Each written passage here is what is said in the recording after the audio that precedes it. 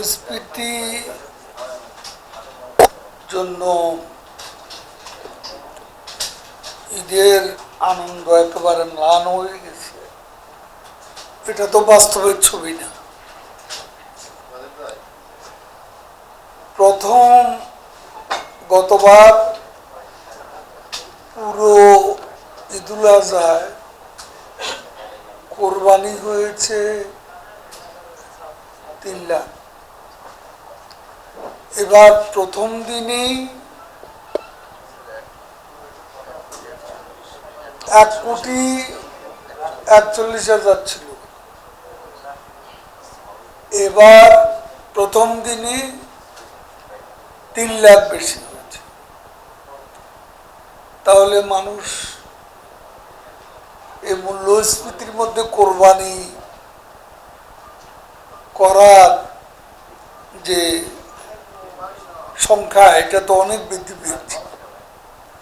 এখনো আরো আজকের দিন, আগামীকাল, এই 2 দিনও কোরবানি করার সুযোগ আছে। তারপর আমি আরো বলি, পদ্মা সেতুতে টোল আদায় হয়েছে 5 কোটি,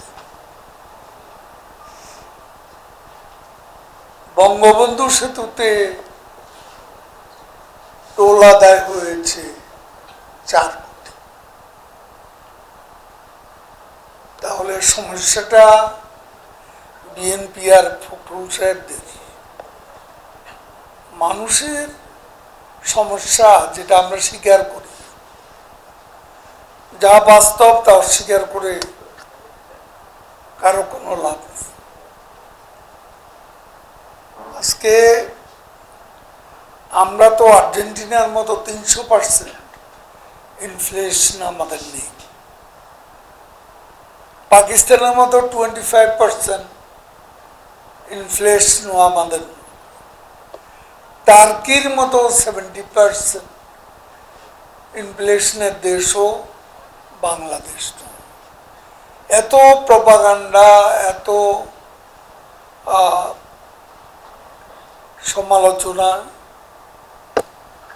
এ দেশটাকে শ্রীলঙ্কা প্রায় বানিয়ে ফেলেছিল এদেশের কিছু বুদ্ধিজীবী যারা বিএনপির সমর্থক। তো সেখানে আজকে ইনফ্লেশন আছে বাংলাদেশে, অ্যারাউন্ড 10% ইনফ্লেশন আছে। আমরা যেটা সত্য সেটা আমরা চাপা দিয়ে আমাদের কোনো লাভ নেই। তবে আমাদের আন্তরিকতা আছে, চেষ্টা আছে। প্রতিকূল এই পরিস্থিতির মোকাবিলার জন্য প্রধানমন্ত্রী বঙ্গবন্ধু কন্যা শেখ হাসিনা অবিরাম প্রয়াস চালিয়ে যাচ্ছেন। অতীতের ভুল ত্রুটিও সংশোধন করার মানসিকতা আমাদের প্রধানমন্ত্রীর রয়েছে, আওয়ামী লীগ সরকারের সে মানসিকতা আছে। আমি এটা বুঝি না যে পবিত্র ঈদের দিনও সরকারের বিরুদ্ধে মিথ্যাচার, অপপ্রচার বিএনপি ছাড়েনি কিছু। আমি কিন্তু ঈদ উপলক্ষে শুভেচ্ছা দিয়েছি সব মিডিয়া। আমি একটা শব্দও কিন্তু কোনো বিরোধী দলকে কটাক্ষ করিনি, একটি শব্দ আমি উচ্চারণ করিনি। কারণ ঈদের দিনটা অন্তত আমরা, এই পবিত্র দিনটা অন্তত সমালোচনার বাইরে থাকি। পারস্পরিক কাদা ছোড়াছুড়ি ঈদের দিন আমরা করি, এটা দেশের জনগণ নিশ্চয়ই চায় না। আর মিয়ানমারের ব্যাপারে আমি মির্জা ফখরুলকে চ্যালেঞ্জ করছি, সার্বভৌমত্বের প্রতি কোথায় আঘাত। সেন্ট মার্টিনে থেকে জাহাজ তো সরে গেছে, ভেতরে যারা ছিল অনুপ্রবেশ করেছে তাদেরও তারা ফিরিয়ে নিয়েছে। এখন আরাকান যে বাহিনী, আমরা যতটুকু জানি, সবাই জানে আরাকান বিদ্রোহীদের একটা গুলি সেন্ট মার্টিনের দিকে এসেছিল। তো আরাকান বিদ্রোহীরা তো সে দেশের সরকারের বিরুদ্ধে, তারা সরকারের বিরুদ্ধে লড়ছে।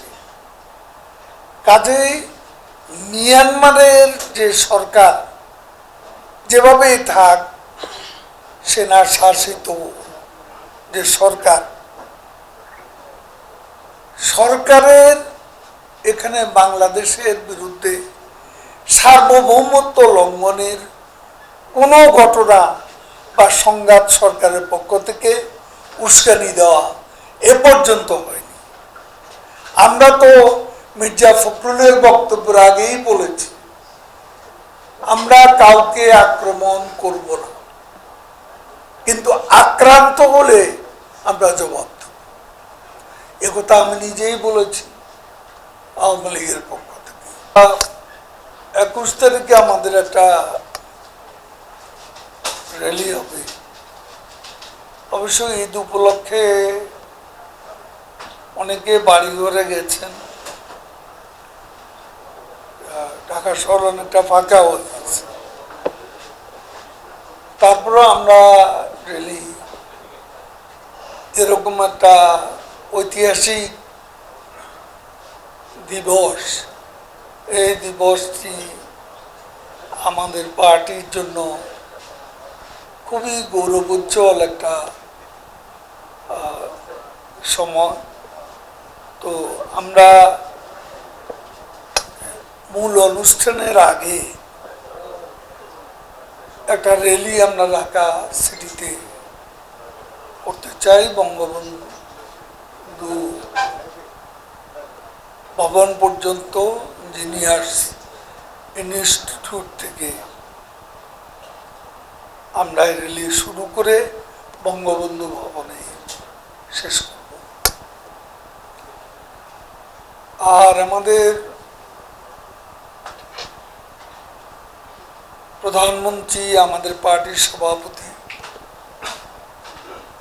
তিনি আগামী 21 জুন আপনারা জানেন ভারতে যাবেন, বালিয়াটাল ডিসকাশন আছে। গতবার তো শপথ অনুষ্ঠানে গিয়েছিলেন, কিন্তু বালিয়াটাল কোনো আলোচনা হয়নি। তো এবার বালিয়াটাল আলোচনা হবে বিভিন্ন ইস্যুতে। তিনি 22 তারিখেই ফিরে আসবেন, সম্ভবত রাতে। 23 তারিখ সকালে আমরা বঙ্গবন্ধু ভবনে, সেখানে আমরা পুষ্পার্ঘ্য অর্পণ করব। আমাদের পার্টির স্বাধীনতা সংগ্রামের যিনি ছিলেন কেন্দ্রাতিক শক্তি বা সেন্ট্রিফিউগাল ফোর্স, জাতির পিতা বঙ্গবন্ধু শেখ মুজিবুর রহমানের প্রতিকৃতিতে আমরা শ্রদ্ধা নিবেদন। এরপর আমাদের আনুষ্ঠানিকতা 2:30 থেকে আমরা সোহরাওয়ার্দী উদ্যানে আলোচনা সভার আগে 40 মিনিটের একটা সাংস্কৃতিক অনুষ্ঠান হবে। তার আগে আমাদের পার্টির পতাকা, জাতীয় পতাকা উত্তোলন করা হবে, বেলুন উড়ানো হবে, কবুতর উড়ানো।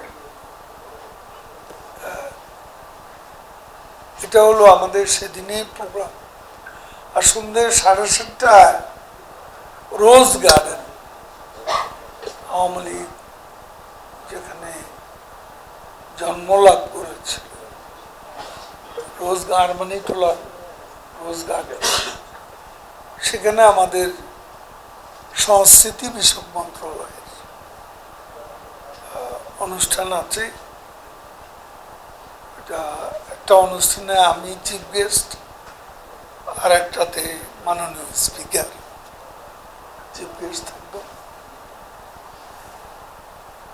আমাদের 23 তারিখ পর্যন্ত এই প্রোগ্রাম, আর সারা বাংলাদেশে ইউনিয়ন ওয়ার্ড পর্যন্ত আমাদের প্রোগ্রাম হবে। আমরা কোনো আলোকসজ্জা করছি না, সাজসজ্জাটা আমরা হীরক জয়ন্তী উপলক্ষে সারা দেশেই সাজসজ্জাটা হবে, এবং আমাদের বিভিন্ন সংগঠন, সহযোগী সংগঠন, ভ্রাতৃপ্রতিম সংগঠন, সেন্ট্রালের আয়োজন, মহানগর, সব সিটিতে আয়োজন আছে। ধারাবাহিকভাবে হয়তো কয়েকদিন অনুষ্ঠান চলবে। প্রধানমন্ত্রী যে স্বল্পতম সময় ব্যবধানে বাড়তে যাচ্ছে, দ্বিপাক্ষিক আলোচনায় বা কি গুরুত্ব পেতে পারে? কারণ তিস্তা পানি তো আমাদের দীর্ঘদিনের অমীমাংসিত ইস্যু, সেই ইস্যুটি কি এবার? আমার মনে হয় আউটস্ট্যান্ডিং সব ইস্যু নিয়ে আলোচনা হতে পারে, আমি এটা ধারণা করছি। এটা এখন দুই প্রধানমন্ত্রী কি আলোচনা করবেন, এটা তো পূর্ব নির্ধারিত কোনো বিষয় নেই যেটা আমি ডিসকাস করতে পারি। 2026-এর চুক্তি মেয়াদ শেষ হয়ে যাবে, সেটা সম্প্রসারণ বা বাড়ানোর জন্য আমি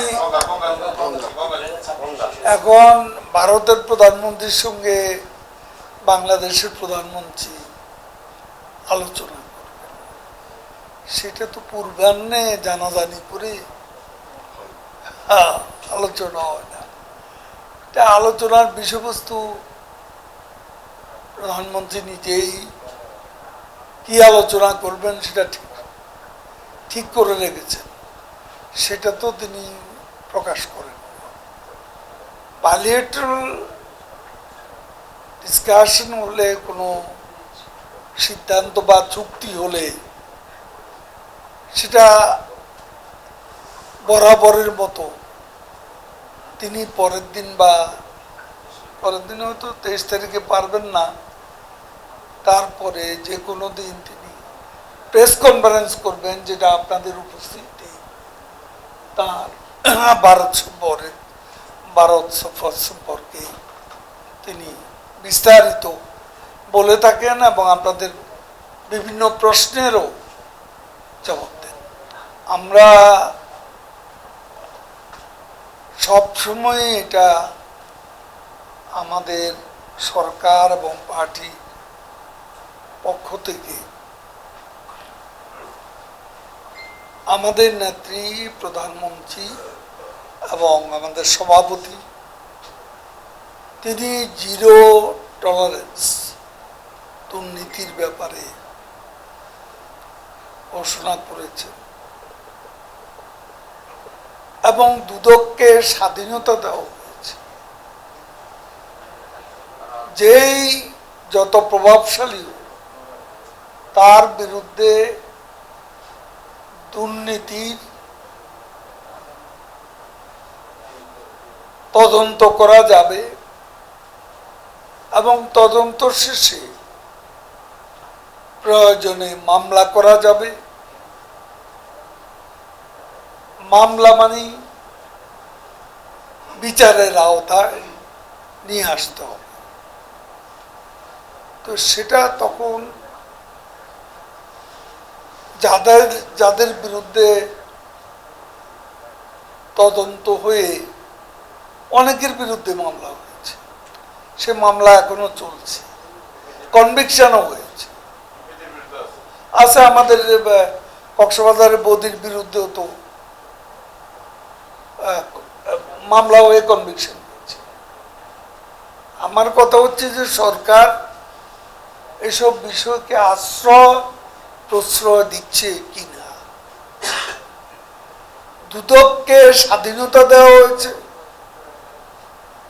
যে যত প্রভাবশালী কেউ দুর্নীতি করলে তদন্ত করা, মামলা করা, তাদের এটা নিরঙ্কুশ স্বাধীনতা রয়েছে। আর আমরা অন্ধকারে ডিল ছুড়ব কিভাবে? তা যে যার বিরুদ্ধে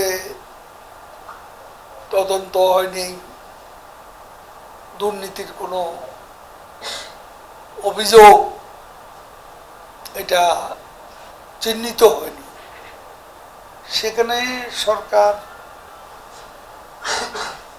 অন্ধকারে ঢিল ছুটবে কেন?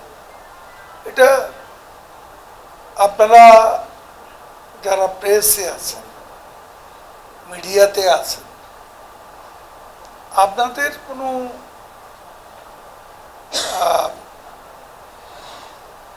প্রতিবেদন দুর্নীতি নিয়ে, সেটাকেও আমরা গুরুত্ব দিয়ে থাকি। এটা তো এখন আসাদুজ্জামান মিয়ার বিরুদ্ধে মিডিয়ার কোনো রিপোর্টও তখন হয়নি, দুদকও কোনো তদন্ত করেনি। কাজে আমরা এ ব্যাপারে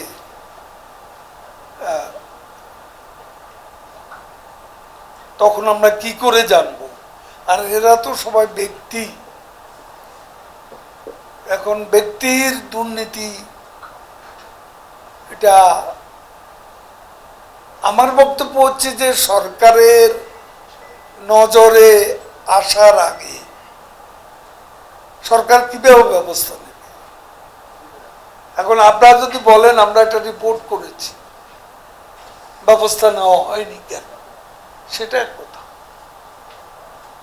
কিন্তু আমাদের যখনই নজরে এসে আমরা এটা করেছি, এবং এটা বাংলাদেশে আর কোনো সরকার আফটার 75 জিয়াউর রহমান সাহেব, জানাল আরশাদ সাহেব, তারা ক্ষমতায় ছিলেন, এবং বেগম খালেদা জিয়া, তারা তো তাদের নিজেদের দলের সন্ত্রাস, দুর্নীতি অনেকের বিরুদ্ধে অভিযোগ ছিল, সাংবাদিকরা ভালো করে জানে।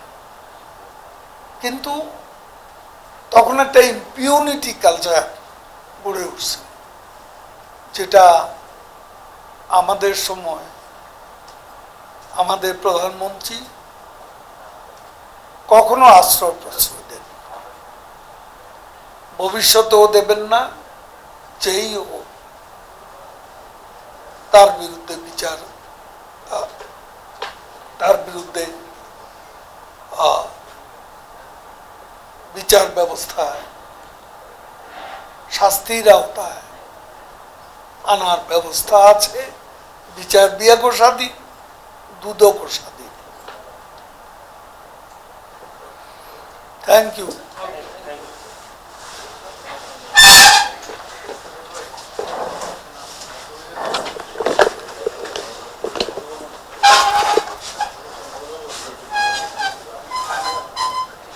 এবার যে জনস্রোত ঈদের সময়, মানে আমার সচিব গেছিল ঈদের দিন, কি অবস্থা, মানে যে দুর্ঘটনা হবে না এটা আমি বলি না, না আমি এখনো সেটা বলছি না। হয়েছে, দুর্ঘটনা হয়েছে, তারপরে এখানে এবং ফেরার পথে ফিরতি যাত্রা দুর্ঘটনাটা আমাদের দেশে গত কয়েক বছর আমরা দেখেছি ফিরতি যাত্রা বেশি। তো এবার একটু মনোযোগ আছে, সতর্কতা আছে, দেখা যাক কি